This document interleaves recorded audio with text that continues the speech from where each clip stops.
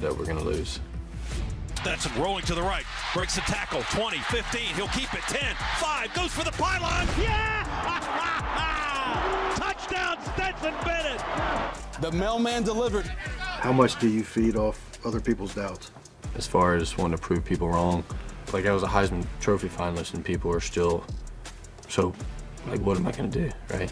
I threw 4 touchdowns in the first half of the SEC. Like, if I'm worried about making people respect me as a player, I'm worried about the wrong thing, because obviously I can't do it. You know, I'm too ugly or something. Bennett in the shotgun, play fake, goes deep. That's a touchdown! He slides into the end zone. Throw it to Bowers, catches it at the 1, turns and scores. Brock Bowers making his presence felt. How much better is this Georgia offense this season? I think as an overall offense, we're more in sync and we almost know ourselves a little bit better. I'd definitely say that the passing game's stronger. Our defense has done such a good job, but still, nowadays, you got to score points. What would it mean for you to lead Georgia to back-to-back national championships? I think it would be just losing everybody and you know, every single person's doubt of us coming into the year and even throughout the year. And I think this team is one of the just toughest mentally teams I've ever been around. When we need to go, we go.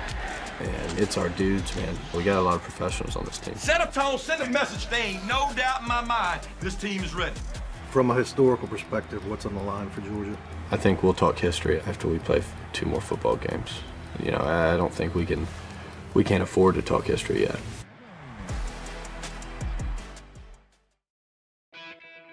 We have more in common than you would think. Lock in. The work we put in, the standard we set. I want to do something that's never been done. The statements we made, Complete domination. And the success that we've earned. You do things right, good things happen to you. but what we have most in common has the power to separate us forever. We all want to win a championship, but only one of us will. You go take what belongs to you. You make a statement today. Georgia dominating from start to finish. Buckeyes throwing haymaker. Got it better than that. You have an opportunity to do something special. Let's go kick these guys.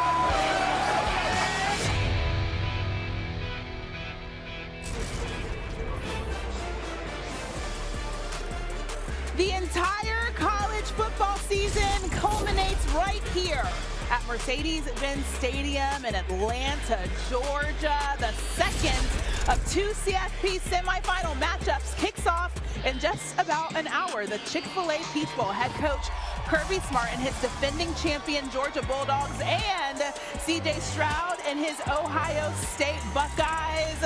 2 Heisman semifinalists in this one, plus a Marvin Harrison Jr., all hoping to clinch a spot in the championship game. That's the big one. The guys warming up right behind us. I mean, the fans are in the building. It kind of all looks the same. It's a lot of red out there.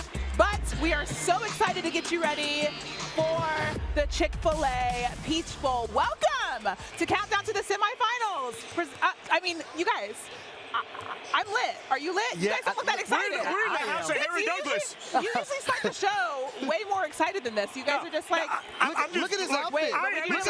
Y'all see these shoes? These shoes scream excited. Like I got the little light up action going. I'm in Harry Douglas's house. You basically own this place. Let's go. Familiar with this building. I've done a lot of work this is his here. literal house. This is like family to me. This is like a second home to me. So I'm glad to be here right now to do this show. Okay, but we're excited about this matchup specifically. What about this matchup are you most looking forward to? I think you look at a year ago in 2021, a lot of people wanted these 2 teams to face off in the college football playoffs. Didn't get it. Now a year later in 2022, we're going to be able to get that. Now, how they got here is a story for another day. Can Ohio State match the physicality of Georgia when it's all said and done? See, I think you're going to a year ago. How they got there is just like a year ago. A year ago, right now, we were talking about the fact that Georgia got thumped in the SEC championship game, and that meant they didn't stand a chance for the national championship. I want to see what this Ohio State team does, coming off of getting their butts beat by their biggest rival the last time we saw them on the field. How energized are they to come out and show the world that they are a different team than they saw against Michigan? Definitely a lot for Ohio State to prove. All right, Christine Williamson Jason Fitz and Harry Douglas here, but we also have some more friends with us. The squad is rolling deep. Kelsey Riggs, what do you guys have going on over there? Well, I'm with Skubie, Mageza, and Gary Striewski, you guys. And we got a lot of fans behind us. You guys are down there looking right at home on the field. I could tell Harry was at home. We're feeling right at home here, but Gary, have we figured out the reds yet? Yeah, no, I haven't. I'm colorblind, all right? There's a lot of red going on, a lot of different shades of scarlet, so I want to run a quick test. Okay. Can I get an OH? All right, that's pretty good. Hey, can I get a Go Dogs? I still can't tell, but it's about 50-50 up here. I feel safe either way. I'll tell you one thing, Gary, though. Everyone here is loving what's going on with Michigan because every time TCU scores, we hear a little bit of this. And I like what's going on over here, but the red is definitely winning. We figure out who the fans belong to when Michigan scores or when TCU scores, Christine. That's how we're deciphering it right now. We've got a lot more coming. We're going to play some games up here, too. Get the fans That's all I'm here for. Looking forward to that. And, Christine, we will check in with you again in a little while. Or you check in with us, I guess. All right, sounds great. You guys look great, by the way. I do want to point out the whole squad came correct today, I will say, because me and HG were on everybody a little bit. That was a point of emphasis in our meeting. Yeah, I mean, yours is better than the shoes. I'm just saying. Fitz pulled out the sparkly shoes. All right, Kelsey mentioned that they'd be playing some games. There's currently a game going on right now. Number 2, Michigan taking on TCU, number 3 TCU, in the Verbo Fiesta Bowl. And you guys, things looking a little weird, I feel like. People didn't expect the game to go like this. I don't know. People a little surprised. Our producer, Cologne, a little bit on the edge right now, but let's start at the beginning. First possession of the game. And this has been the theme of the entire game so far. A Michigan turnover. All right, that's not going to be the first one that we said. Obviously, Sonny Dykes very excited about that. Now we go first quarter, 9:30 left on the clock. Both teams still scoreless.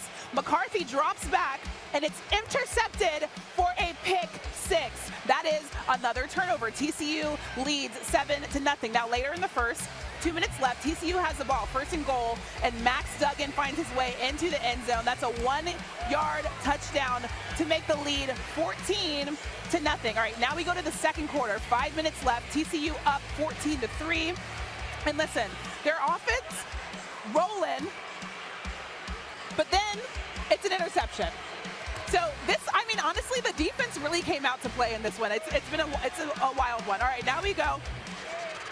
Goal line fumble. The goal line fumble here, second quarter, 14-3. All right. Such a huge play here because it was about to be 14-10, and instead, we got a turnover. Well, and at this point, you're saying, can Michigan make a play? Make a play so they can get out of the funk that they were in early on. All right, so TCU is going to respond here. He finds his way into the end zone. This makes it 21-3. Later in the third, TCU responds. This is the 1-yard touchdown. Now TCU up 28-16. We go later in the third. Michigan possession. J.J. McCarthy. I mean, we saw what he did against Ohio State, but he does not look the same. Now TCU leads 34-16. Michigan fans obviously not very upset. Now, I mentioned this. The whole entire theme of this game has been turnovers. What have you guys seen so far in that one? I think for me, it's the Michigan Wolverines and the mistakes that they made in this ball game. And it started off, I think, with coaching and their decision-making. Early on in the game, on the very first drive, did a great job. Donovan Edwards, 54-yard run. But you get down in the tight red zone, and you go for it on 4th down, but you try to run a Philly special. Yeah. Why? Why play trick them if your offensive line and your run game is so valuable? Yeah. But then not only that, you have the mistakes by the quarterback position and J.J. McCarthy, right? You got the pick 6. Ronnie Bell runs a 7 or 8 yard out route. He's wide open. He decides to throw it late. Yeah. It gets it picked off, and not only does it get it picked off, it's returned for a touchdown. But then you see in the tight red zone at the 1-yard line, the Michigan Wolverines could not convert a touchdown, and that was right after Max Duggan had threw an interception. Right. So that's another turnover. But then you see D. Winters right here at this moment getting another pick 6 for the TCU defense. So more of the story, ladies and gentlemen, a lot of people thought that TCU defense wasn't going to show up and show out. That's all they've been doing in this ball game is showing up and showing out. But Harry, here's the thing. I hate this game plan by Michigan from the outset. Like, you knew you had a distinct advantage in running the football on TCU. Now, there were a couple times it didn't work early on, and TCU was doing a nice job sending people from everywhere, coming after the line of scrimmage. They got some tackles for loss, and then it just felt like Michigan was a coward from that. I don't understand it. If you had run the football the entire time, you'd have a worn-down TCU defense. All of those plays you kept talking about were because Michigan put the ball in J.J. McCarthy's hands and said, go win this football game. That was the wrong game plan for this, for anybody that's watched TCU all year. Well, I'll tell you this. A coach used to tell me, never underestimate your opponent. I'm not saying that's what Michigan did, but from what the score looks like, they may have. I feel like a lot of people probably underestimated TCU in this one. Okay, so this is a touchdown for Michigan. This is a touchdown. There's a beautiful touchdown by Roman Wilson. All right, so and now all of a sudden, we have the score currently 41-36. TCU still up in the fourth quarter, about 14 minutes left in the fourth. All right, so as I mentioned, obviously a lot of people didn't expect this out of TCU. On the other side for this game, Ohio State still has a lot to prove. They finessed their way into the CFP. Take a look at this.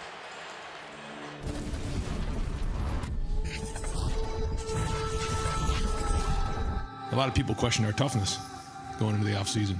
They have something to prove. We all have something to prove. There's a lot of people want to see you lose. The expectation is to win them all. Having that villain mentality is fun. Stroud wide down the middle. Touchdown, Ohio State. Looking, pulls the trigger, left sideline toward the end zone, and it's caught for 6. I don't have to prove anybody wrong. I just want to prove myself right. You got every strength of the Buckeyes that came before you by your back. Today it's going to be tough. Today we're going against a great opponent. We're going to find a way to win this game. What a catch! It's a trifecta of touchdowns for Harrison. Stroud throwing in the end zone for Cam Babb. He's got it. His first career touchdown. First down and 10 to the 19. Intercepted. Wow! JT Tuimoloau has had the game of his life. This is why you came here. This is why you came to Ohio State. Stroud throws it forward, and it's intercepted. Complete domination for the Wolverines. If USC loses, Ohio State is in a prime position to sneak into this thing. There's no better way to get redemption than playing Georgia in Atlanta. It's almost like a second lease on life.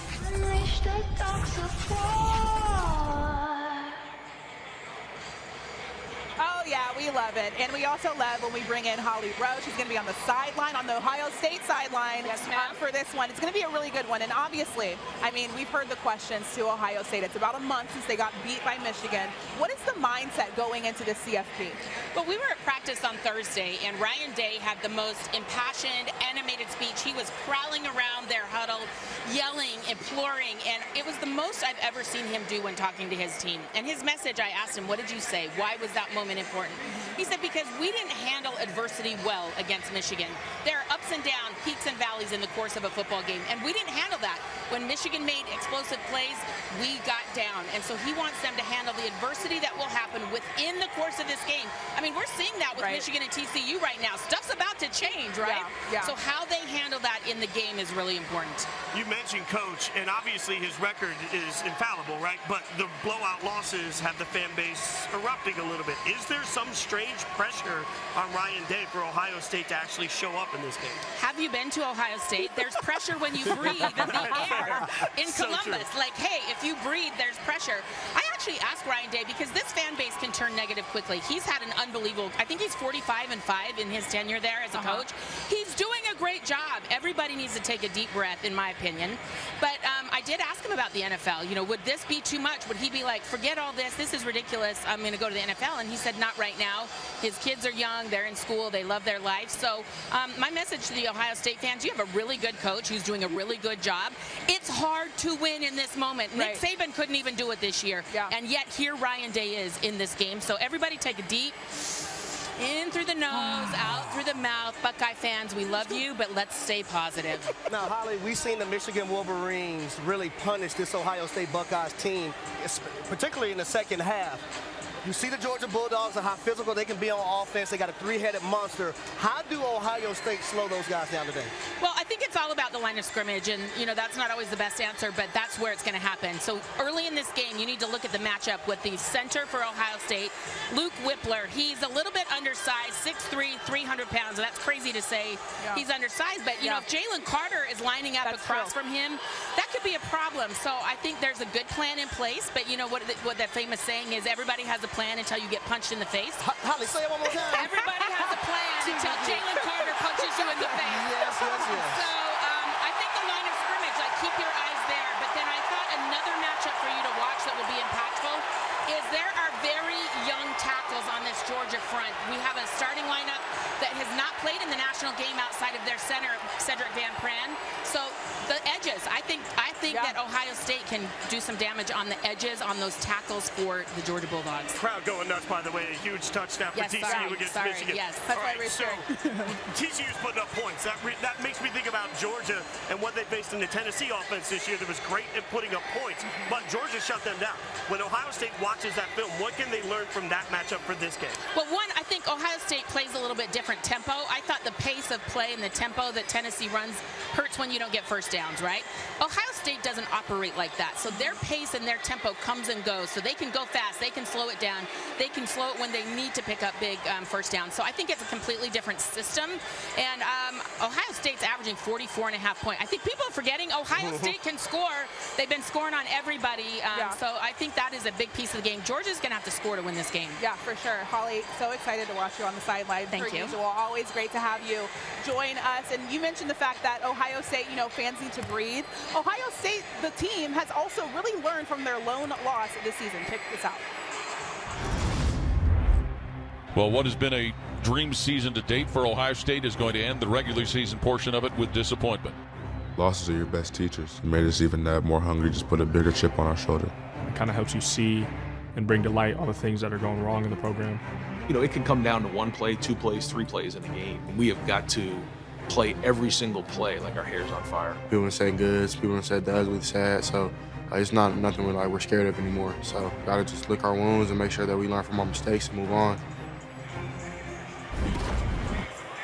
Well, guys, they're going to get a chance to show if they've learned from those mistakes on the big stage tonight. Redemption, possibly. Gary, Skubie, Kelsey, back with you now. And what are we expecting, Gary, to see from the Buckeyes? What can they prove in this game? Well, one thing that I want to make clear right now is I think from the Fiesta Bowl, we're watching Argentina-France right now. They're going absolutely bananas. It's like back and forth. It's like the best game we've seen this year, leading into next year. Ohio State, for the first time in a long time, right? They're like a big-time underdog. They're not used to, you guys aren't used to being in this position of being like an underdog and everybody slandering your name, right? They're not used to this. So I'm excited to see how Ohio State bounces back. A lot of the country was like, yeah, they didn't maybe deserve that 4 seed in the CFP. So I'm excited to see how Ryan Day, like Fitz alluded to, they had these guys stretching 10 hours before the game. I want to see what they come out with that first drive. One thing about Ohio State all year that they've been described as is soft, right? Yeah. You're going to be going against a Georgia team that is a lot of similarities towards that Michigan offense. They're tough. They're brutal. They're going to run the ball inside and outside. But what really reminds me about this Georgia offense is that 12 personnel. 12 personnel is when you have 2 tight ends, Brock Bowers and Darnell Washington. Kind of reminds me of the Patriots when they had Gronk and Aaron Hernandez. That is hard for any defense to stop. And when you got big boys like that, who can both block and catch the rock, you're going to be in for a long day. Physical versus finesse. That's what we want to see. Both sides of the ball for Georgia, too. They are so good up front. Know that is going to be a key. But this Ohio State offense is explosive, guys. We've seen it before. Will we see it again? We will find out. We're going to play a little game, though, okay? That's what I'm here for. Games. I like games. Do you guys like games? At the Peach Bowl. And peaches are fuzzy, right? Sure, yes. So we're going to play a little game. Not a big peach guy. Fuzz or buzz. Okay, fuzz. Here's what you need to know. Fuzz is if you agree. Yeah, that's good, right? Buzz is if you disagree. Okay, we're hitting the buzzer on it. So if I said a peach should be peeled, fuzz or buzz? Ooh. I go buzz. I'm going straight into it. Flesh and everything. Come on, me too. I eat the whole peach. We don't have to worry about the fuzz. Okay, so I'm going to throw out some ideas. That was the right answer for me. I'm going to throw out some ideas for you guys, and you tell me if it's fuzz you agree or buzz you disagree. Skubie, Jalen Carter, Lombardi Award finalist, is the best player in the college football playoff. That's fun. Buzz. Ooh. And hold on. Disagree. I don't disrespect Jalen Carter now. His teammate, Brock Bowers, to me, is the best player in the CFP. Ooh. But let's remember, Jalen Carter, 6'3", 300 pounds, an absolute mammoth on the human. This dude can dunk. He can catch the ball. He can do just about anything. And it kind of reminds me of last year. We talked a lot about Jordan Davis. He may not have had all the statistics of a blow-up player, but he impacted the games in a way that the box score did not reflect. He's not the best player. I say that's his teammate, but he's most definitely a problem. Jalen Carter, I think he's the best player. I think he's the best player on the field. I think that's fun. These last 6 games, he has been absolutely fantastic. Gary, how about this one? I wonder what the crowd's going to say if they hear this. Ryan Day can't win the big games. Fuzz or Buzz? He said Ryan can't win the big games. Can Ryan Day win the big games? All I'm saying is you have to go based off of the numbers. Head coach of Ohio State for the last 5 seasons. He's 45-5. Be careful. 2 of those 5 losses has been against Michigan. 2 of those losses have been in the CFP. When you're the head coach at The Ohio State, you're hired to effectively win 3 games. Michigan, a CFP semifinal, and a national championship, which he hasn't done yet. So just based off of the statistics, the numbers, be careful Ryan Day cannot win the big game. Rose Bowl last year, yes. The big game, no, which is why it's a fuzz right now. That Kelsey, is a fuzz. go on before they hear what I said. They're going to start booing Gary over here. Hey, we'll see what He's 1-2 against Michigan. We'll see what happens, because if they win today, and if Michigan, they're down 10 right now, if they came back, he could have a chance to win this one, and then I'm big numbers guy. Rewrite what happened in the game. Big analytics guy. I'm just reading the numbers. Okay. I'm doing spreadsheets, baby. Okay, Skubie, fuzz or buzz? And we already probably know where you're going with this one now, because you already touched on him. Brock Bowers, the best receiving threat tonight. If you think he's even better than Jalen Carter. Come on now. I got to agree with that. The man is a problem. You got to see what he's able to do as a tight end. Right now, he's probably one of the best football players in the entire country. Yeah. And the crazy part about it is he's a sophomore. How is he this good as a sophomore? And Brock Bowers is a tight end that not only catches the ball down the field, he's great after the catch. He gets a lot of yak. You know what yak is, Gary? Love it. Let me ask you this question, though, because there's another sensational sophomore on the other sideline. What do you have you have one Hail Mary. You need one person to catch one pass for the game. You not taking Marvin Harrison Jr.? Because I'm taking Marvin Harrison Jr. That's come on now. No disrespect to Brock Bowers whatsoever. All I'm saying is if I got one Hail Mary, I'm praying for Marvin Harrison Jr. Bowers all day. What we got next? Okay, Gary, Ohio State will do better versus Georgia than Michigan did last year, as you see the crowd reacting to what because we're seeing. All you have to look in the back Fiesta at Bowl. is the box score from last season. Fuzz or buzz? And fuzz all day. Georgia was up on Michigan 34-3 in the 4th quarter, so the 34-11 score, it wasn't even that close. Fuzz. Ohio State going to play him close enough. Enough? Keep pushing, Kelsey. Keep pushing.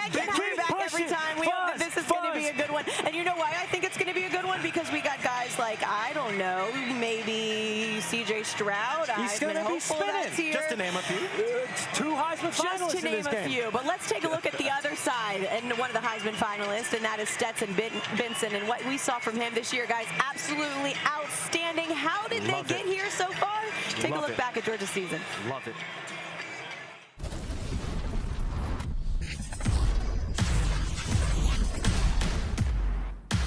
We didn't build this program on hoping for one-year wonders.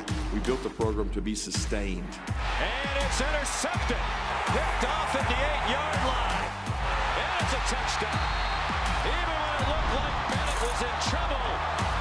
You want respect, you strike them. And you strike them, and you strike them. Now you can hear the crowd going, wow. Yeah. Stetson Bennett has been playing better than any quarterback in the nation. The walk-on wasn't walking there. The guy wins. The guy knows how to play the game. The champion's about to get down. Missouri has done a great job getting Stetson Bennett off of his game tonight. And touchdown, Georgia. And number 1 finally has the lead. And Georgia's going to escape for the win. Georgia needs to win on Saturday more than Tennessee. Bennett loads it, fires to the end zone. Touchdown. And it's intercepted. You just don't do it any better than that. With this kind of victory, I would imagine dogs leapfrog and get back into that #1 position. We came to battle. We came for war.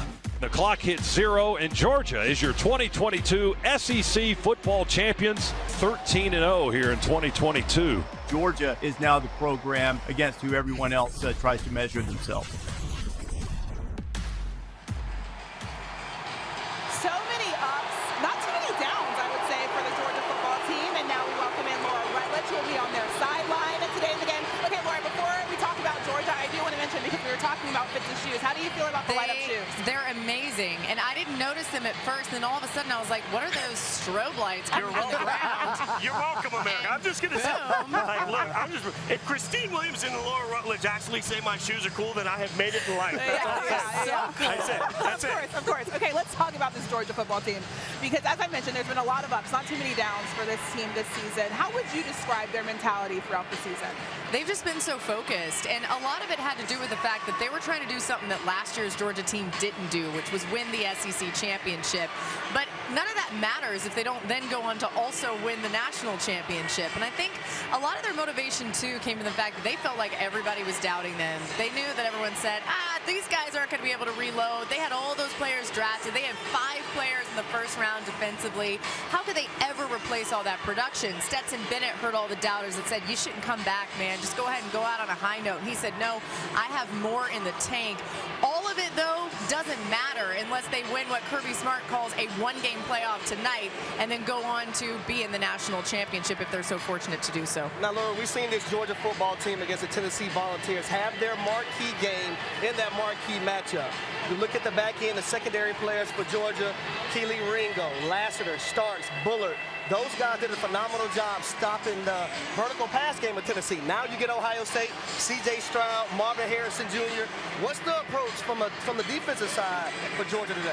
It starts with the pass rush, and Kirby Smart was upset with how they played against LSU in this building 28 days ago. He didn't like how they handled their wide receivers. You know, you mentioned that Tennessee game. They felt pretty good about that one, but what's fresh on their mind is, yeah, they got the win in the SEC championship. The defense gave up 50 points. They've not done that. That's something that they have not really, been able to hang their hat on. So I think for them, it starts with the pass rush, and then, Lassiter has been a real bright spot for them. They said coming into this season, they wouldn't have expected Lassiter to do what he's done. He's so athletic. He brings so much to the table. It is a tough task, though, to deal with these Ohio State receivers. I mean, Marvin Harrison alone, it's like, is the best receiver in the country. Yeah. So I think you'll see him rotate some guys, too, to try to keep him as fresh as possible. One thing they really emphasize is conditioning. They felt like it got really hot in here in the second half of the SEC championship game, especially.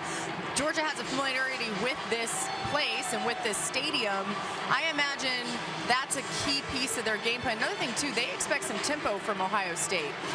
They're trying to figure out how can they avoid defensively sideline to sideline play where their guys get worn down, because that, of course, will affect those big fellas up front with the pass rush.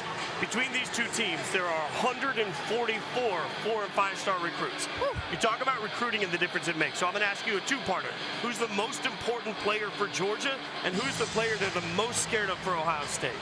I think most important player for Georgia is Brock Bowers, and that's also who they're most scared of on the Ohio State side. Yeah. As much credit as they give Stetson Bennett, Ohio State's concerned about how they're going to deal with this tight end duo, and it starts with Brock Bowers. Just the athleticism, his ability to create. He can do so much when they are in the run game type situations. Like, it's not even just that they're going to try to throw the ball to him. They could be in a run situation, and he's bringing so much to the table. So I think for them, for Ohio State, it's Brock Bowers. And then, like I said, for Georgia, I think this hinges on him. With Ladd McConkey being a little bit hobbled, we're going to see him warm up out here. I think that's going to be pretty key to know how healthy he's going to be. I just talked to offensive coordinator Todd Monken, and he said, we think he's going to play. I've seen him in practice during the week. He hasn't been full go. it's really a pain management situation. So if he doesn't look great out here, even more of the load goes on Brock Bowers for Georgia. You mentioned the doubt that Georgia had going into this season. So 2 more wins would put them in very elite company. I want to read this to you. Since 1897, only Clemson has had 29 wins over 2 seasons, and only Bama, USC, and Nebraska have been repeat champs in the last 30 years. So what would back-to-back championships mean to this Georgia football team?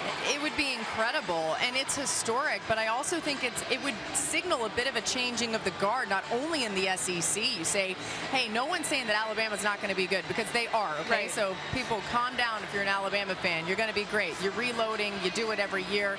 I think you could once again be a favorite to win the national championship next year, especially if you get a quarterback in the transfer portal. But Georgia and Kirby Smart would say, we're the powerhouse now. We've basically said, we see all these spread out offenses. We see these high power offenses. Yeah, we can do some of that, but we're going to make this around physicality at the line of scrimmage and almost go a little bit old school, a little bit more pro style. That has been the difference for them. They were able to stay a step ahead. If they can continue to do that, if they can win a national championship, it's rare company, and I think we're talking about Georgia as the premier program in college football and certainly in the SEC. Oh, Laura, but hold on, I got a bonus one for you. Come on. I have a bonus one for you. Bonus question. He's starting to If the preach Georgia too. Bulldogs are able to win back-to-back national championships, Stetson Bennett the 4th, because see, I'm Harry Douglas the 4th. No. Stetson Bennett the 4th. Does he become the most famous Georgia Bulldog of all time? Oh man, The there's mailman. so many good ones. I don't know if he'd be the most famous of all time, but I do think he'd be up there. Okay. And listen, this man, it doesn't matter, honestly, what happens in these next few days and what happens tonight and then beyond that, if they're lucky enough to get beyond tonight. That man ain't gonna have to buy a drink. He ain't gonna have to buy a pay for a meal He again. is good to go. He's even free the rest We of both his the life. 4th. Stetson, I'm asking you right now. You're the 4th. I'm the 4th. love you. We're going to dinner together. Yes, you And guys it's a need to do steakhouse. that. It's a nice dinner. Like, it's free, it's nice. That's the only thing HD even goes to eat is good steakhouses, right? Better believe it. All right. He's bougie like that. You better tell him Exactly. again, Laura. Tell him again. Well, Laura, we're so excited to watch you on the sideline. It should be a good one. We'll see what Georgia's able to do. Thank you guys, and this is awesome. Thanks for having me. Yeah, no problem. All right, so she mentioned how Georgia's defense lost a lot of players, and a lot of people were wondering whether or not their defense was going to be able to step up. There's a guy on that Georgia defense that's like, yeah, we are. Take a listen.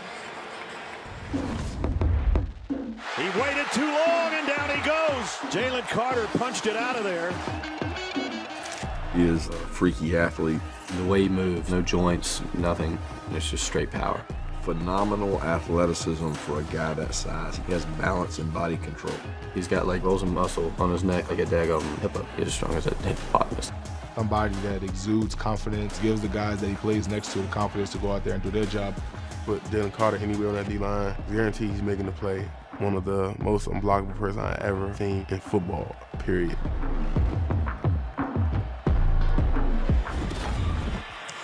You're watching Countdown to the College Football Playoff leading up to the Chick-fil-A Peach Bowl. Looking forward to seeing this game between Georgia and Ohio State, you guys. But right now, we've got a fantastic game going on right now in the Fiesta Bowl. It's cuckoo for Cocoa Puffs. That's what it really is. Absolutely insane. We're going to take a live look in right now and catch you up on what you've missed. The fans behind us, they have been cheering and holding their breath the whole entire way, because right now, TCU up 51-38. Michigan came storming back, you guys. I would love to see one of y'all make the move that I saw Williamson make when he dove into the end zone and went flying around. I don't know if he could break dance, like he looked like he was in the air. John Elway's Super Bowl helicopter.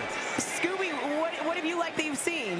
You know, the thing about this game is Michigan has made so many mistakes. That's a healthy bounce. Yeah, that's a great bounce. Michigan has made so many mistakes in this game, and the second you think the game is getting away from them, they bring it within shouting distance. Had they not made those mistakes earlier on, you talk about they have 2 turnovers within the 5-yard line. They have 2 pick sixes. Yeah. That's 4 different times that they gave points to the other team for an opportunity for them to score, Gary. Man, this is like a 25-letter alphabet game. We got absolutely no D anywhere inside on this football field. And listen, here's the thing with this. I know it's the holiday season, so right now everybody kind of like maybe feeling a little chunky around the waist this time of year. This game is a perfect encapsulation of that because it's just been chunk play after chunk play after chunk play, like Quinn Johnston, who was supposedly had a bad ankle, broke one off for 76 yards, and you love the yak. 74, the Jokers were yak. You know what I mean? I've seen a lot of that. All that to say, I love it.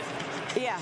I feel like heading into this game, we talked so much about TCU and the comebacks. They obviously didn't have to do that because they've been holding on to it the whole time.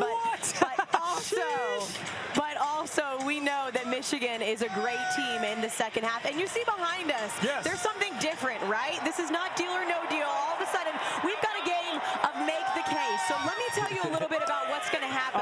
Our lovely fans behind us are holding 8 different cases. On the back, it says something. We have no idea what it says, but we are going to pick a case, and we're going to put 25 seconds on the clock. And whatever it says, we're going to make the case for whatever is on the back of it. So we just got to be pro-case no matter what. Pro-case no matter what. We're like defense lawyers when we know our guy's guilty. It's not like you're just doing it for nothing, because like these teams, we're not playing for nothing. We've got actual prizes that we're playing for, you guys. The other crew's going to judge us. Christine, guys, just remember, I'm flying in new here, so obviously I should just win, is what I'm just saying. I'm getting that in early. You take a look, we got almonds. We've got a Rice Krispies treat. We got a fruit roll, and that is a fresh $100 bill. We have no idea which case it's going to be in. We're going to find out. I got some bills to pay. You want to go first? All about that. Skubie, what you got? Scoop 3's in the house. Number 3. I'm picking number 3. Tacos are superior to burgers. Oh, come on. And let me tell you why this is so true. Do burgers have a day? No. Tacos have a day. And it's Taco Tuesday. And not only about that, you can put in so many different ingredients in the tacos, and they're handheld, they're cheaper, and they're healthier. Get you some grilled chicken, a burger, that's red meat. All my healthy people out there, get you some chicken tacos, get you right. You can throw some hot sauce on my taco, baby. It tastes so good to me, yeah. That's what I'm going to say about tacos. Burgers, a little messy. Tacos, we celebrate. There you go. It's not even Taco Tuesday, but you win all in. Got a Gary, day, but what you Burger got? has a king. Give me 7 just because it's close. Okay. All right, here we go.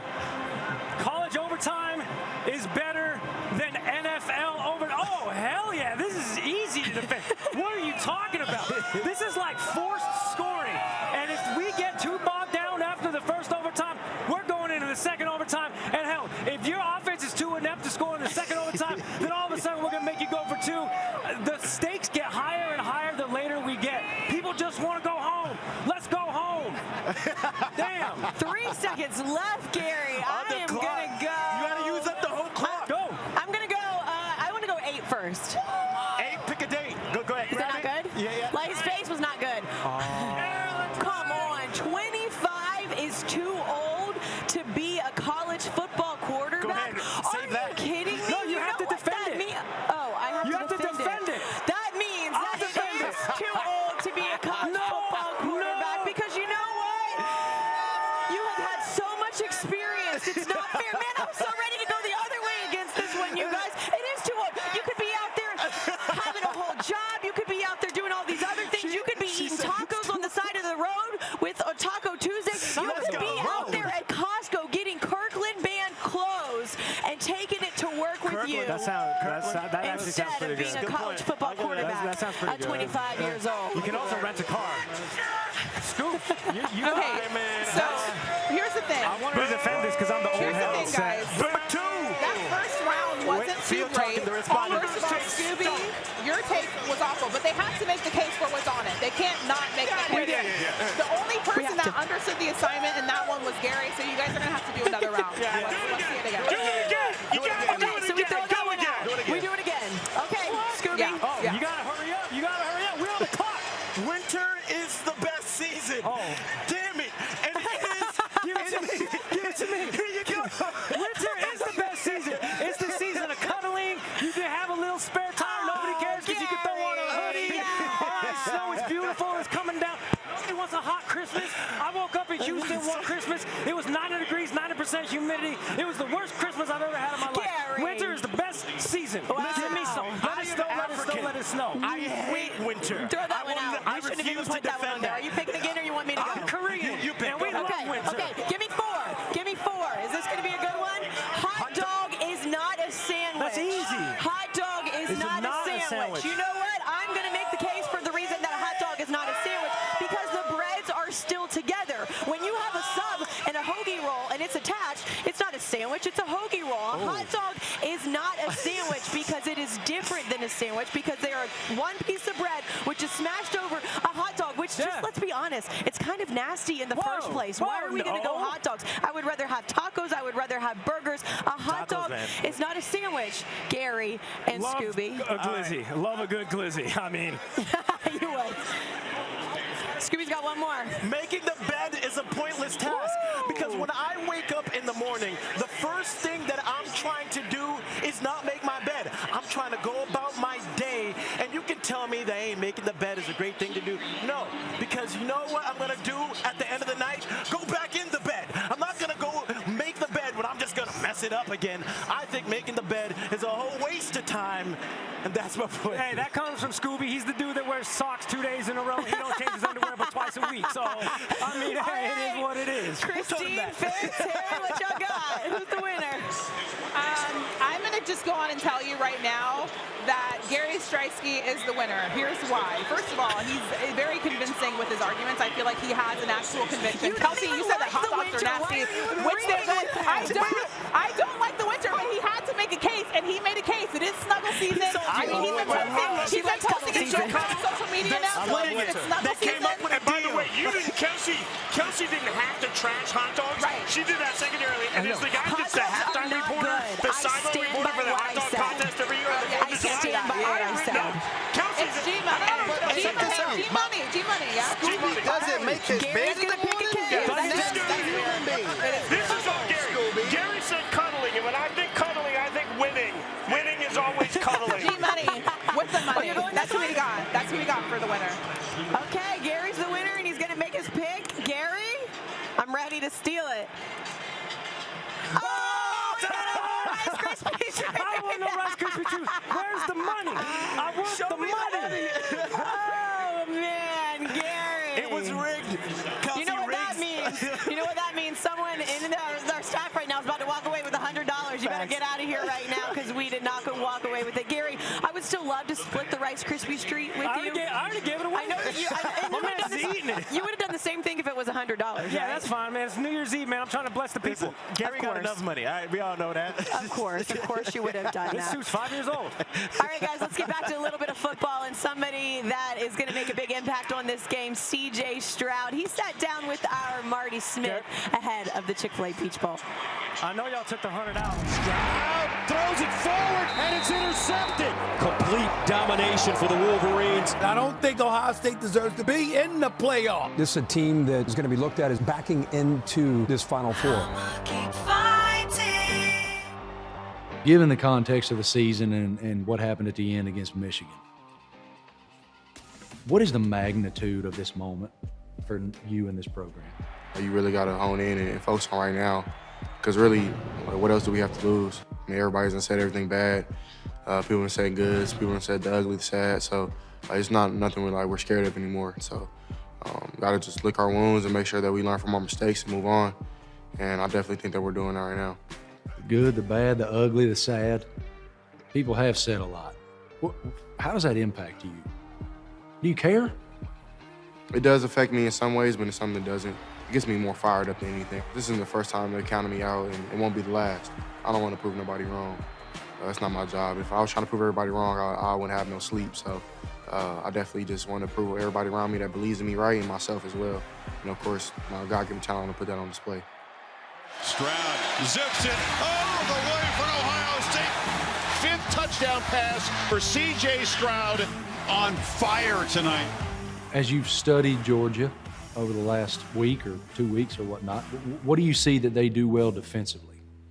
Everything. I mean, they're all around. Of course, it starts up front with 88, Jalen Carter. I mean, he's a beast, of course. I think they call him Superman or something, and he plays like it. So definitely have to be aware of him. I think our line is ready for the challenge, or they want the challenge. I think these games are more so about the fundamentals and the technique, because, of course, big plays are going to be made. I definitely think during those moments is either going to bark or you're going to bite. And I definitely think that this team, we want to bite. All the barking has been done already. So my job is to stay cool, calm, collected. I definitely think that'll be a recipe for success.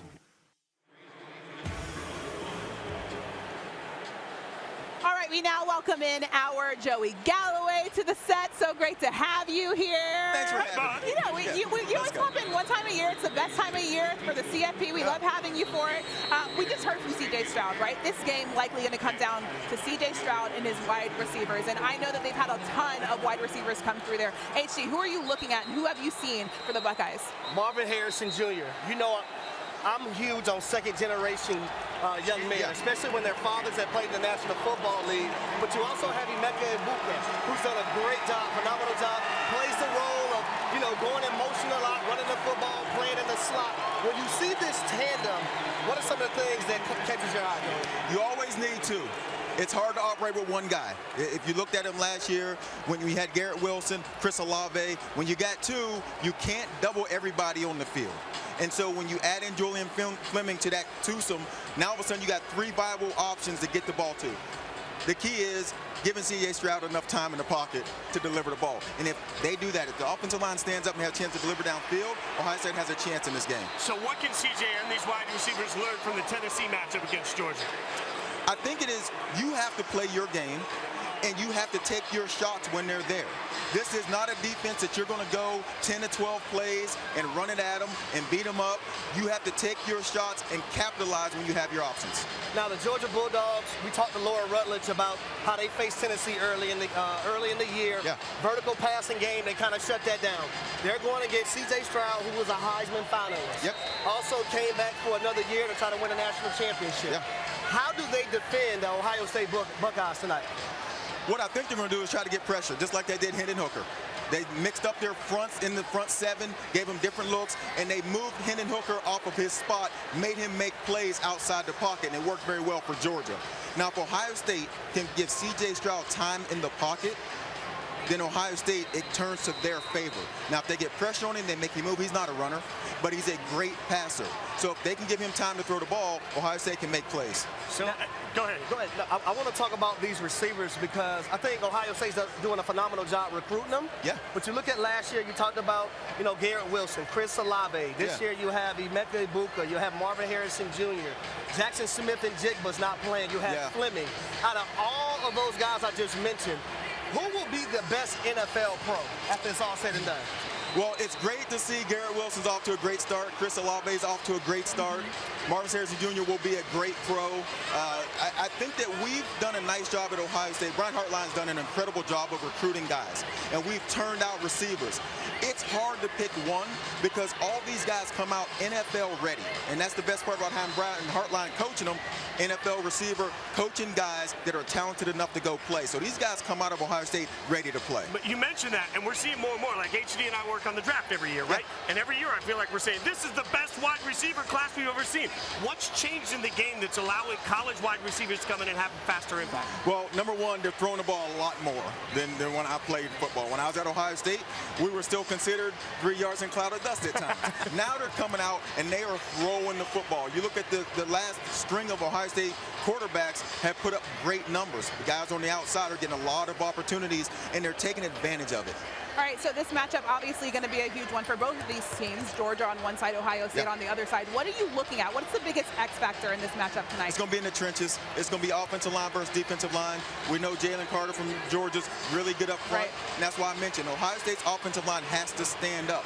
It's going to be in the trenches. Georgia wants to be physical also and run the football when they can. So whoever wins that battle in the front lines has got a chance to win this game.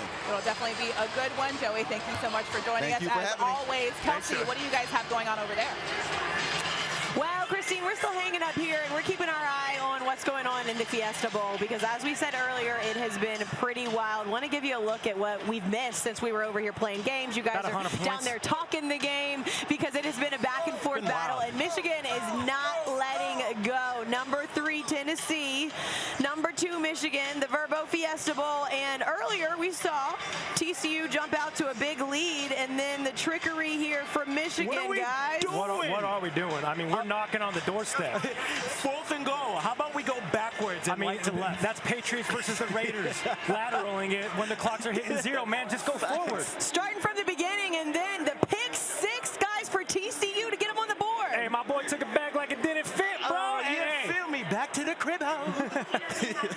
So TCU, just like everybody predicted, right? It's going to start off with a touchdown on a pick 6 and then another one, guys, all of a sudden. Hey, man, he was hitting his Dougie. That's what happened. And here's the thing. We know that Michigan is so fantastic against the run, but when you're point-blank range, there's not much you can do about it. J.J. McCarthy drops back, finds Wilson for the 50-yard touchdown. J.J. McCarthy has been slinging it. He, not your typical in-the-pocket quarterback. A couple of turnovers, but he's been slinging that thing. That looked like it was a touchdown. It wasn't. They review it. It comes back, and then all of a sudden, tragedy because they fumble it, Gary. And depending on what happens in the outcome of this game, it's a one-score game with just 3 minutes to go. Huge momentum Harbaugh's got to look back and see all of the turnovers in this game. That's obviously the Achilles heel with Michigan. Second quarter, 5 minutes left. TCU up 14-13. What a pass Duggan here. scrambles. Tay Barber, come on. What a pass.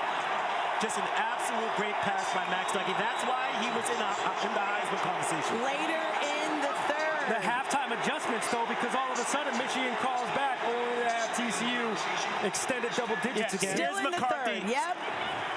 Getting picked off. Another pick 6. This TCU defense came to play, and they were considered to be the weak link in this matchup. That hurts. That is hard. But, guys, there was so much more that came after that because TCU and Michigan have gone back and forth. Michigan just scored again. Last time when we started this highlight, they only had 38 points. Michigan making it a close game, 51-45 right now. And you see on the field, things are getting pretty hype now as Ohio State and Ryan Day, the Buckeyes, getting ready to take on the #1 Georgia Bulldogs. Skubie, how are we feeling about this game? What's it going to come down to? Yeah, there's been 16 college football semifinal games, and only 3 of them have been decided by single digits or less. So when you talk about the history of this last game that we're watching with TCU is closer. I wonder if this one is going to be close, Gary, because we're expecting to see Georgia handle Ohio State, but they have an explosive offense that can make some plays. So can they be physical? And here's the thing with Ohio State, they love the pressure, literally and physically. C.J. Stroud, the 2nd highest rated passer in FBS against the pressure. And we know Georgia loves sending an extra man against some elite quarterbacks. So I'm really excited to see what C.J. Stroud does against Georgia's pressure. And then conversely, what Stetson Bennett does against Ohio State's pressure, because Stetson Bennett does not see a lot of pressure, has not seen a lot of pressure this season, but Ohio State's defense pressures the quarterback more than anybody this season across the country. So those are going to be the 2 dynamics I'm looking at for. It's the same exact dynamic with both teams. One quarterback loves the pressure, and the numbers indicate that. The other quarterback is good under pressure, but he just doesn't face a lot of it during the season. Scooby, while we're talking about defense, this other game, 96 total points so bananas. far scored in the Verbo Fiesta Bowl with about record. 2:13 left. No way with the defense we're going to see that here at the Chick-fil-A Peach Bowl. They had 44 points in the 3rd quarter, which is a record. But one way to help with that pressure, Gary, is if you're able to run the ball. Yeah. And one thing Ohio State struggles to do is run the ball. We've seen that multiple times this season. So now that you've got all your running backs, they've had injuries in the running back room. Can you finally establish a running game and not become predictable? Because that's what happened against Michigan for this Ohio State team. You can't have C.J. Stroud to sit there all the time and throw the rock because they got a big bad man named Jalen Carter who's on that defensive line. Jalen Carter's hungry, and you know Jalen Carter about to eat. He's hungry and he's going to eat. All right, Christine, those are our thoughts on the game. Love to hear what you guys are thinking and what you're feeling down there, because you guys are right there in all the action as we are just minutes away from kickoff. I don't know what Kelsey just said, but I do know that we're in the van. We're literally in the middle of the van. Sorry, Kelsey's really loud down here, so I'm sure you said something amazing. But I do want to mention, because we've talked about Jim Harbaugh. Let's say 2 seasons ago, right? Should Jim Harbaugh be the coach? He almost got fired. Right now, having to prove himself in the CFP. We saw what happened last season against Georgia. We expected, I feel like, this Michigan team to come out a lot stronger. Do you think that there's any pressure on Harbaugh? Like, what does it mean if he loses this matchup? I'll only say this with the pressure situation. So much of Ohio State and Michigan is defined by Ohio State versus Michigan. Right. So the fact that they did what they did to Ohio State, I think really gives them a lot of time, Harry. Well, I will say this. When you look at Ohio State, when you look at Michigan, and they're kind of similar to me to the Baltimore Ravens and how they recruit. They get players that fit their mold. If they're not a 5-star recruit or a 4-star recruit, it's no hard feelings. They find people to fit their mold. I know for a fact that Coach Harbaugh loves these kids and loves these people. And if I'm Michigan, I'm trying to do everything to keep him because he could easily go to the National Football League where he's had a lot of success as a head coach. Can we just acknowledge we are in the middle of the best damn band in the land, as they call themselves? Yeah. Like, do we just get to walk out with them on field? Like I feel like we should just walk. Like, somebody got a Super Bowl. I'm down the eye, baby. I mean, if you look at the wide shot, there's a little in the left. Oh my goodness. Yeah. We were definitely in their way. We were definitely in their way. I was not expecting that. That was amazing. The level of looks we just got. And look, as the guy that used to play the violin, I was always jealous. Like, there's no marching band. Did you ever play in a band? In a marching band? No, there's no marching band for like strings. Like, yeah, that's so like true. we're orchestra kids. I think it's safe to say, I don't think they were too happy with us. No, they were not too happy with us. No, they loved us. One of them told me that they loved my boots. All right, we saw the Sousaphonus, the one that dots the I, which is like one of the biggest things to happen in college football. Man, you take your friend, right? I have a buddy that did that. He's got multiple kids, and to this day, he always tells me, shout out to Andy, he always says, yeah, the best day of his life was dotting the I. Even though he's like been there for the birth of 3 of his kids. You know, he's like, best day of my life, dotting the I. So this is a huge part of the tradition and pattern. Well, let me say this, because enough of this band talk, all right? Enough of this band talk. We were in the band, HD. We were in the band. Enough of them. I want to talk about this Ohio State defense.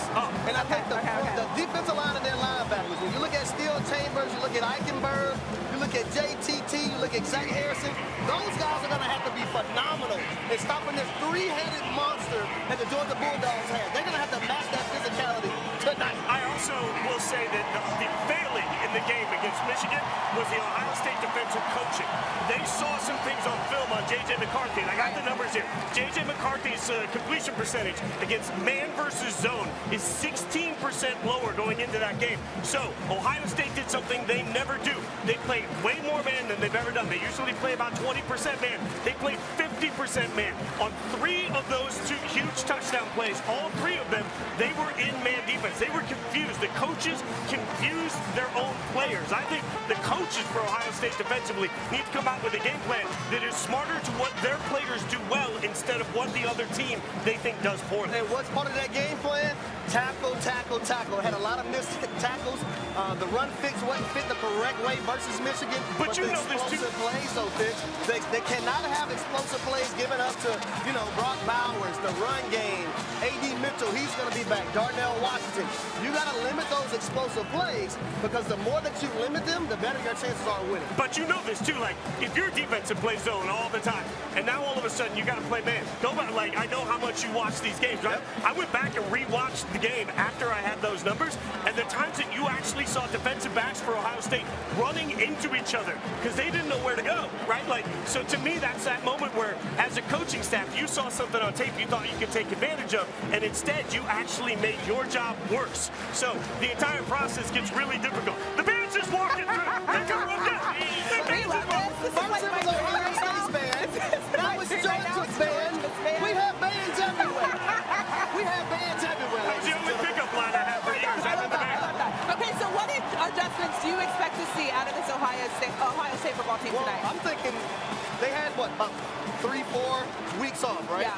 I'm hoping that Ryan Day allowed this team to tackle so they didn't forget how to tackle because that was an issue the last time we've seen them play. That's the biggest thing for me. From the running back positions, we got some guys banged up. is Maya Williams going to be able to carry the load? But also, is C.J. Stroud, when there are run lanes there, that is something he did not do versus Michigan. He tried to be too much of a pocket passer, tried to be too much of a thrower. When you have the run lanes, my man, you have to take advantage of them and utilize those run lanes to your advantage. Yeah, I think you mentioned the run lanes, especially if they're in man, right? Like, if they decide that they're going to go after these wide receivers, it will leave lanes for C.J. Stroud. The most interesting part of the Tennessee matchup, the most interesting thing was that they tried to force Hendon Hooker to be patient, and he did not do a good job of that. And that's where it comes back to the old adage, take what the defense gives you. Eventually, the defense will give you the game, right? This is a moment where C.J. Stroud, even though he's got these great weapons, he's got to be patient, and he's got to understand that the deep ball isn't always the right ball in this system, but how are you patient when Jalen Carter's coming right at your feet?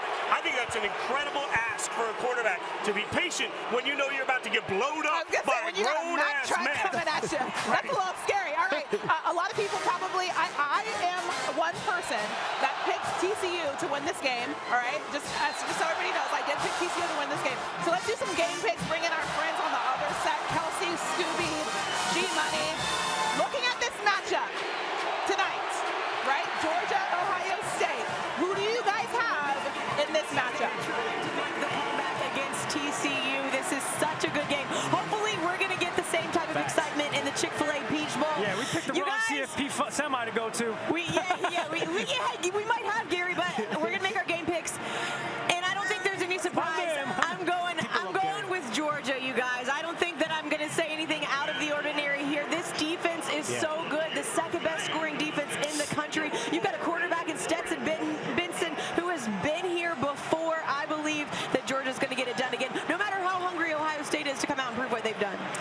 You know, Kelsey, this game, for all you bettors out there, over the last 24 hours, it started at 6.5, and then it got down to 5.5, and then it got down to 4.5. That tells me Vegas knows something. And I don't know what they know, but they're making this game closer than what people expect. My boy Gary's out here dripped out. Listen, he's ready. Kimchi Poppy knows what it is. We're going Georgia for the dub because of those reasons. And one more. Give me one more. Bigger, stronger, faster, home field. Let's go. Listen, I'm not describing the United States of America, even though, yes, those words could. But I'm describing Georgia. Bigger, stronger, faster, home field game. Go Dogs. I got to give these back. He's a designer. The Georgia Bulldogs for the win all the way up here. Christine, what do you guys have? Where G-Money got those sunglasses from? Because they look really good. All right, let's do game picks. I'm going to start with you, Fitz. You go first. Okay, for me, this game is all like, look at what we just saw in the Fiesta Bowl. It was about, was Michigan going to make mistakes? They did.